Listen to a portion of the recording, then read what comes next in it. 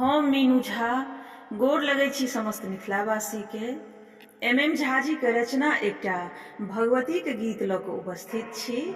आशा करै छी अपने लोकनि के नीक लागत। धन्यवाद। जय मिथिला, जय मैथिली।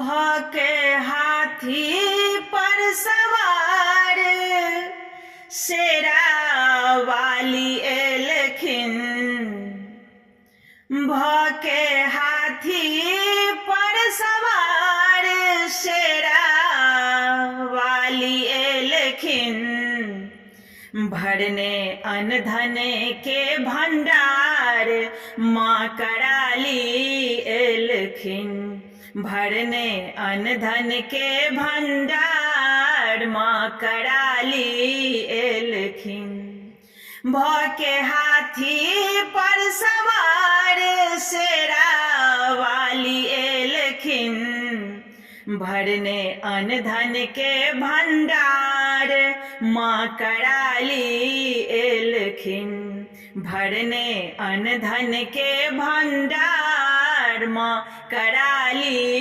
एलखिन।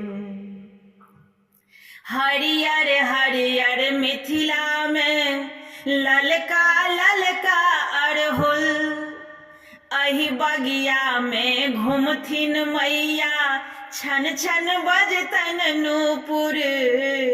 हरियर हरियर मिथिला में ललका ललका अरहुल, अहि बगिया में घूमथिन मैया छन छन बजतन नूपुर।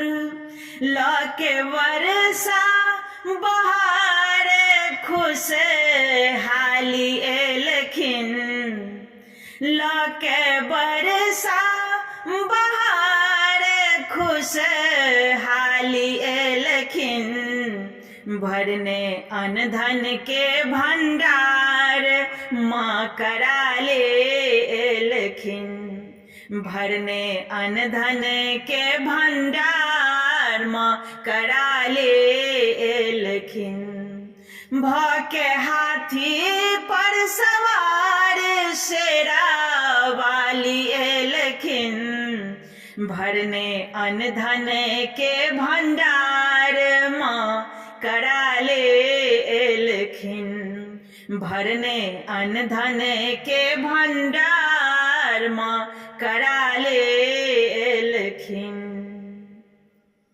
9 दिन नैहर रहथिन मैया, 10म दिन चल जेथिन, सबहक दुख राहर क मैया ममता अपन लुटेथिन। 9 दिन नैहर रहथिन मैया, 10म दिन चल जेथिन, सबहक दुख राहर क मैया ममता अपन लुटेथिन।